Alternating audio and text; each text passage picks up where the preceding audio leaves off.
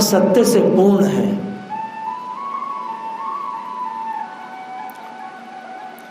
पर लीला आनंद में कभी कभी प्रत्यक्ष दर्शन न देकर अपरोक्ष दर्शन देते हैं। यद्यपि भगवान सत्य से पूर्ण है, प्रेम रस बढ़ाने के लिए वह कभी कभी अपने वचन से खंडित हो जाते हैं। यद्यपि भगवान सत्य से पूर्ण है,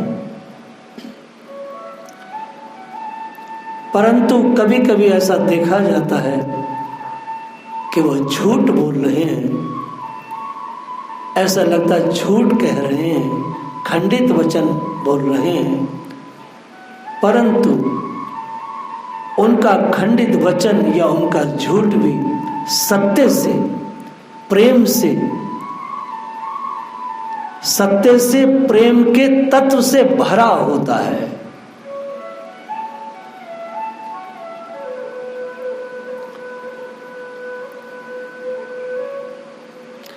यदि भगवान के झूठ का गंभीरता से विचार करेंगे तो ये दोनों तत्व सामने निकल कर आ जाएंगे। यह मैंने भूमिका बनाई है, जो बात कहने जा रहा हूं ये उसकी भूमिका में मैंने बात कही। इसे मैं बार बार कहूंगा। श्री कृष्ण श्री किशोरी जी से वचन दिए कि मैं अमुक समय पर आपसे मिलने आऊंगा, अमुक स्थान पर आऊंगा। परंतु भगवान अपने वचन से खंडित हो गए नहीं। राधा रानी श्री कृष्ण पर कुपित है, क्योंकि जो इंतजार है, जो प्रतीक्षा है, वो मृत्यु के तुल्य होती है। कई बार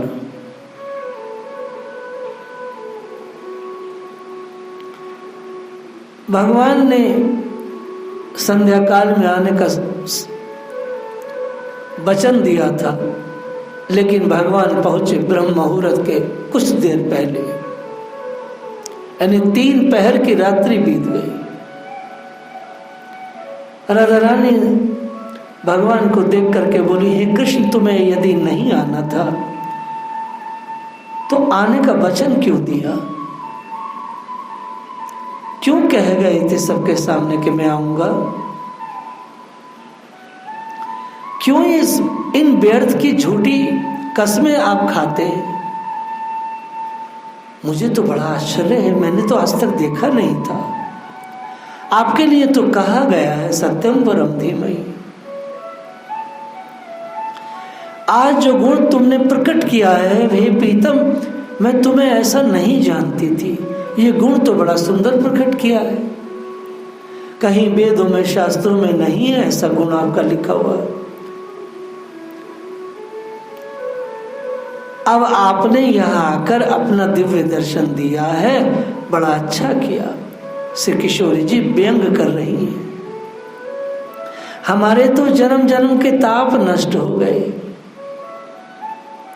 राधा रानी के इस प्रेम पूर्ण उपालंब पर श्री कृष्ण जरा सी मोहिनी दृष्टि से राधा रानी को देखे, थोड़ी सी मोहिनी दृष्टि से देखे। इतने में ही उन्होंने अपने सभी अपराध श्री किशोरी जी से क्षमा करा लिए। भगवान मुस्कुरा भर दे तिरछी चितवन से श्री किशोरी जी ठाकुर जी को लीला की दृष्टि से तुरंत क्षमा कर देती है। राधा रानी प्रेम के क्षेत्र में बहुत सयानी है। वास्तव में प्रेम का क्षेत्र बड़ा विश्वव्यापी है, कण कण व्यापी है, और इस प्रेम क्षेत्र में राधा रानी सबसे बड़ी सयानी है। श्री कृष्ण की हंसी का उत्तर हंसी से दे रही है। श्री कृष्ण ने प्रेम अधिक्य में प्रिया जी को अंक में भर लिया।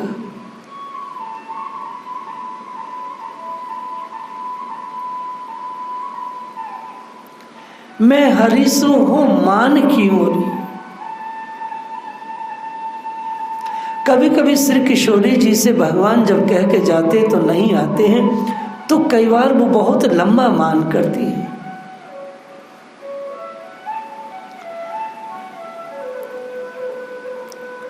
आज किशोरी जी का मान कुछ लंबा चला है। सखियां आई और देखती है, राधा रानी अपनी सखियों से कहती है, यह सच है कि मैंने हरि से मान किया है। मैं हरिसो हूं मान की ओरी, आवत देखी आन बनीता रत, द्वार कपाट दियोरी। हे गोपियों, मैंने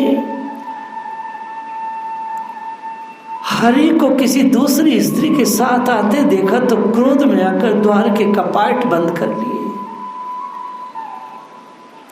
अपने ही हाथ से साकल बंद की और द्वार के बीच की संधियों को तथा गवाक्षों को भी बंद कर लिया। परंतु हे सखियों, भीतर आकर देखती हूं तो श्री कृष्ण सेज पर सुंदर रूप बनाकर बैठे। मेरा तो क्रोध से हृदय कांप गया। क्रोधावेश में जब मैं भवन से बाहर चलने लगी तो प्यारे ने हठ पूर्वक मुझे लौटा लिया।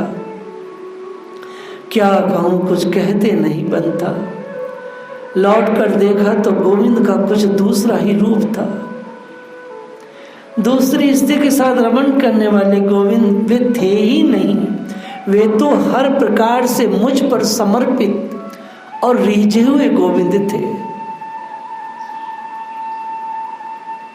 बस उनके सलोने रूप को देखकर मैं अपना सारा क्रोध भूल गई, मन हर्षित हो गया। हृदय में पुनः काम ललसा ने प्रवेश कर लिया है। प्रभु बहुत बड़े नट नागर हैं, चतुर हैं। श्री किशोरी जी कहती, छल के मुख से, अर्थात जो उनका मुख छल करता लगातार, उसी झूठे मुख से उन्होंने मेरे प्रेम के अमृत का पान किया। नंद नंदन सुखदायक है, नैन सैन दे हरत नारी, मन काम काम तनुदायक है।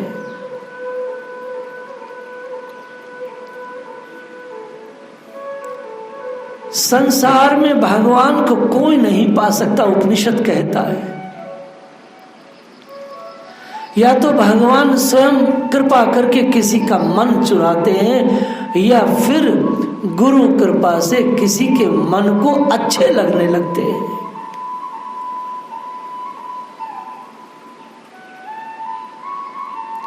श्री गोपियां कहती हैं, श्री नंद नंदन हम लोगों को भरपूर सुख देने वाले हैं। वह अपनी आंखों के इशारों से ही संसार की करोड़ों करोड़ों आत्माओं के मन को हर लेते हैं। तन मन में काम उत्पन्न कर काम जनित इच्छाओं को पूरा करने वाले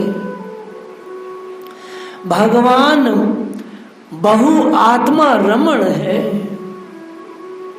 कभी वो किसी के साथ रात बिताते हैं, कभी सुबह होते ही उठकर चले जाते हैं।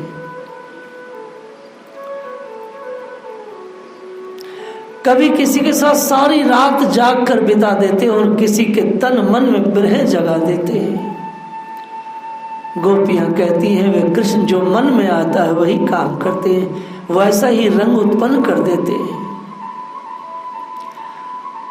करोड़ों योगियों को भगवान रात को जगा देते हैं, करोड़ों कामनियों को भगवान रात का भजन दे देते हैं।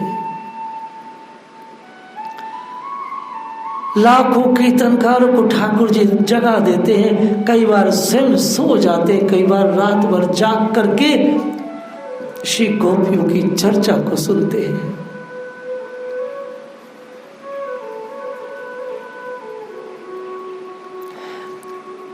भगवान अपनी प्रेमी आत्माओं में लगातार वास करते हैं।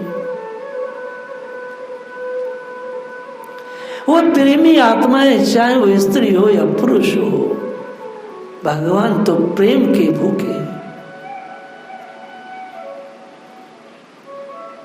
श्री गोपियां जानती हैं वे रसिया अनेक प्रकार से प्रेम का रंग उत्पन्न करते हैं, इससे कोई भी आत्मा प्रसन्न होती है। वास्तव में भगवान की व्यवस्था ऐसी है, भगवान का कार्यकलाप कुछ इस प्रकार से है, उनसे लाखों आत्माएं प्रसन्न होती हैं और करोड़ों आत्माएं उनसे खींच जाती हैं। कभी किसी के घर बहाना बनाकर रह जाते हैं और किसी का आते जाते प्यार से मुख चूम लेते हैं। भगवान बहुत सी आत्माओं में रमण करने वाले नायक बनकर कभी उन सब आत्माओं में स्वयं विलास करते हैं। अगर देखा जाए तात्विक दृष्टि से तो उनके इस रहस्य को शिव भी अनेक प्रकार से जब तब करके भी पार नहीं पाते। श्री कृष्ण को ब्रज नारियां अपना पति मानती हैं, कोई आदर करती हैं तो कोई उनका अपमान करती है। वे किसी स्त्री से संध्या समय आने का वचन देते हैं पर आते नहीं हैं और दूसरी स्त्री के घर रह जाते हैं। कभी सभी आत्माएं एक साथ एक पल में विलास में पहुंच जाती है।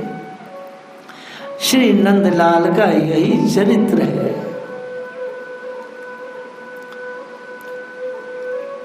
आर्य समाजी प्रभु की निंदा करते हैं, उनकी समझ छोटी है, वो नंदलाल के चरित्र को नहीं समझ सकते।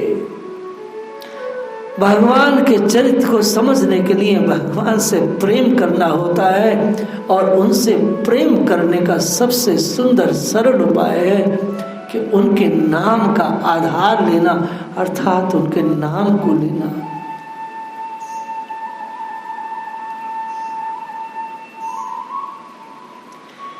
ये ब्रज की युवतियां हैं, ये गोपियां हैं, ये भगवान के सही रूप को समझती है। भगवान श्याम सुंदर के प्रेम के रहस्य को यदि कोई जाना है तो ये ब्रज युवतियों ने जाना है। सारी गोपियां परिषद में बैठी हैं, आपस में बात कर रही हैं। गोपियां कहती हैं, अरे सखियों, हरि सभी गोपियों पर, सबके घर पर समान भाव से मुक्त है। मैं सच कहती हूँ गोपियों, हम में से कोई ऐसा नहीं कम बढ़ती, ये हरि ऐसे हम पर समान भाव से मुक्त है। बस बात इतनी सी है, जिस दिन जिस स्त्री के घर नहीं जाते हैं, जिस गोपी के घर नहीं जाते हैं, वही मन में विचार करती है, कृष्ण बड़े छलियां हैं, आज मेरे धाम में नहीं आए, किसी और के यहाँ चले गए हैं।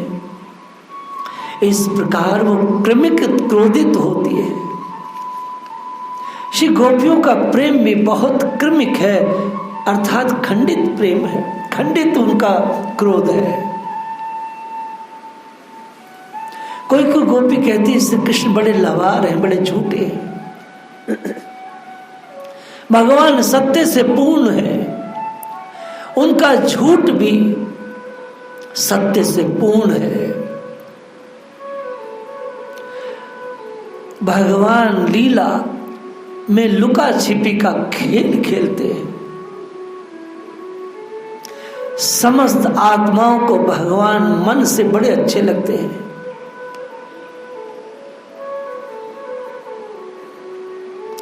जिन गोपियों किससे कहते हैं ठाकुर जी कि तेरे यहाँ मैं संध्या को आऊंगा, उनके घर ठाकुर जी प्रातः काल पहुंचते हैं। भगवान के खंडित वचन भी रस को बढ़ाने वाले भक्तों को। राधिका गे हरि देहवासी और तिय घरनी घर तनु प्रकाशी।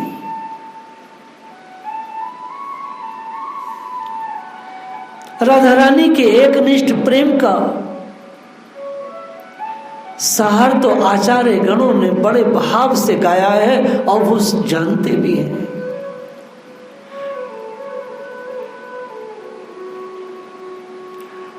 राधा रानी का घर तो भगवान का शरीर है।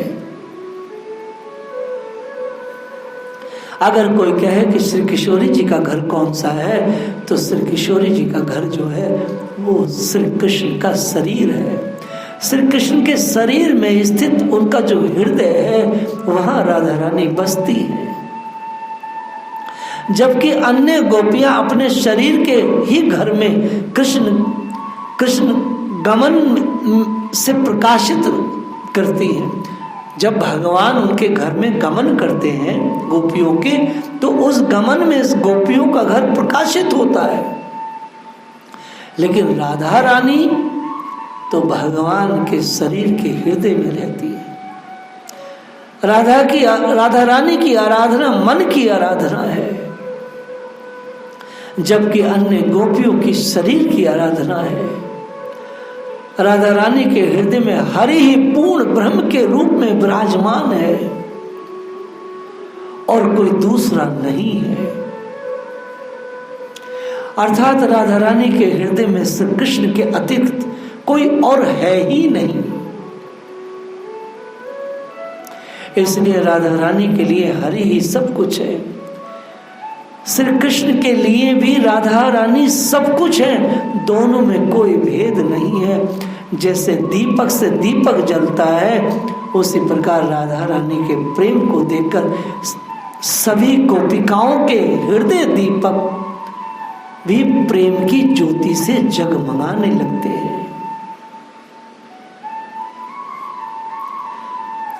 भगवान श्याम सुंदर प्रेम परवश होकर घर घर में विहार करते हैं।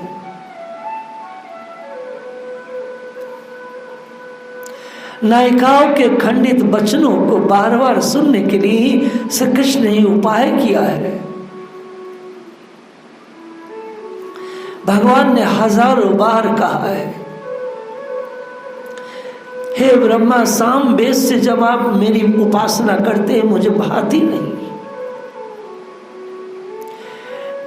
लेकिन ये जो नायिकाएं हैं, जो ब्रज की देवियां हैं, ये जो गोपियां हैं, ये जो मुझे उपालंब युक्त वचन बोलती हैं, जो खंडित वचन बोलती हैं, बार बार मैंने सुनने के लिए मुझे इतनी लालसा है इनके इन तीखे वचनों को सुनने के लिए। इसलिए मैं अपने वचनों को खंडित करता हूँ। इसलिए मैं इनके सामने झूठ बोलता हूँ, ताकि जब मेरे झूठ पकड़े जाएं तो ये मुझे उलाहने दें, ये मुझे तीखे वचन बोले। और सच मानो ये तीखे वचन ही मेरा जीवन है। श्री कृष्ण बराबर उपाय करते हैं, कौन से ऐसा उपाय करूं श्री गोपियां मुझे ऐसे धिक्कारे, क्योंकि गोपियों के धिक्कार में भी भगवान को इतना प्रेम अनुभव होता है कि संसार को देवताओं की कितनी बड़ी स्तुति करे, भगवान को अनुभव नहीं होता प्रेम।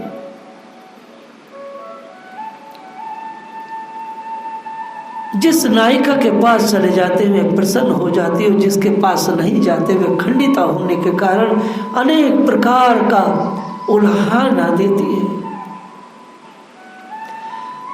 गोपिकाओं के जन्म को सफल करने के लिए भगवान ऐसा करते हैं।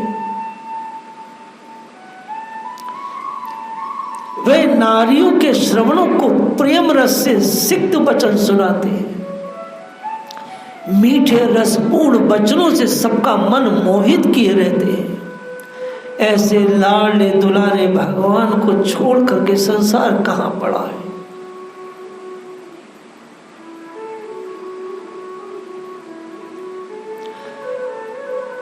भगवान को बहुत आनंद आता है जब गोपियां उन्हें उल्हाए नहीं देती हैं।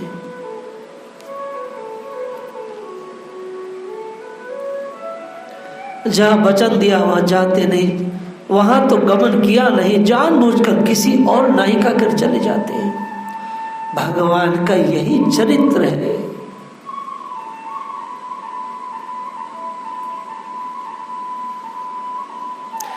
इसलिए अक्सर श्री किशोरी जी उनसे मान करती है।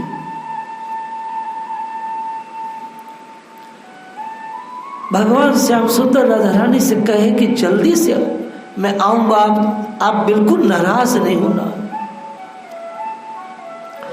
और जानबूझकर ठाकुर जी देर से गए। जब देर से गए तो दीपक जल चुके थे। दीपक के आगे श्री किशोरी जी बैठी हैं। श्याम सुंदर निकुंज कुटीर में पहुंचे। कभी नैनों की कोण से, तिरछी चितवन से श्री किशोरी जी को देखते हो, कभी अपना मुख छुपाते हैं। राधा रानी की मन भावनी बात सुनकर प्रसन्न भाव से कभी तो मन ही मन हंसते हैं और कभी प्रकट भाव से शरीर से भय का भाव प्रकट करते हैं। ऐसा प्रकट करते हैं उन्हें बहुत डर लग रहा है, यदि किशोरी जी लंबा मानकर बैठी तो। राधा रानी के मुख से खंडित वचन सुनकर कृष्ण का सारा गात पुलकित हो जाता है, पूरा शरीर पुलकित है। श्री कृष्ण ऐसे हैं, अपने भक्तों के भावों को समझकर वह उन्हें सुख प्रदान करते हैं। राधा रानी क्रोध करती हैं और कृष्ण क्रोध के आवेश में निखरी विशेष प्रकार की राधा रानी की छवि को देख करके उस छवि पर ललचा करके मोहित होते रहते हैं। क्योंकि जब वो क्रोध करती हैं तो और भी निखर जाती है। नैन चपलता कहा गमाई, मुंह सो कहा दुरावत नागर, नागरी रैन जगाई। आज भगवान की आंखों में वो चंचलता नहीं है। राधा रानी श्याम सुंदर से पूछती है, कंत बताओ आज आंखों की चंचलता कहाँ चली गई? ये चंचलता आपने रात में कहाँ गंवाई है नागर? भला मुझसे क्या छिपाते हो? मैं सब जानती हूं कि तुम्हें किसी नागरी ने रात भर जगाया है। रात भर के जगने के कारण आंखों में वो सौंदर्य नहीं है जो हर रोज रहता था। रात भर जागने के कारण आलस भरे नैन अपनी चंचलता भूल गए। रात्रि जागरण के कारण ही नैन लाल हो गए हैं। पर हे कृष्ण, तुम्हारे लाल और अलसाए नेत्रों की सुंदरता भी धन्य धन्य है। ऐसा लगता है मानो लाल कमलों पर मतवाले भौरे रस के लोभ में आकर बैठ गए और रस पी पी कर इतने मतवाले हो गए हैं कि उड़ भी नहीं पा रहे।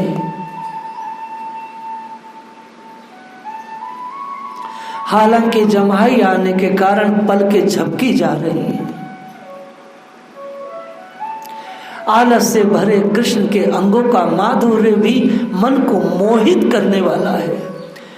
श्री किशोरी जी मान तो कर रही हैं, शिकायत भी कर रही हैं, मगर उस मान करते में भी जो भगवान की जो आंखों की चंचलता जो रात्रि में कहीं खर्च हुई है, उस पर भी वो रीझी हुई है। धन्य धन्य कह रही है, धन्य है ये आदि युगल प्रेमी।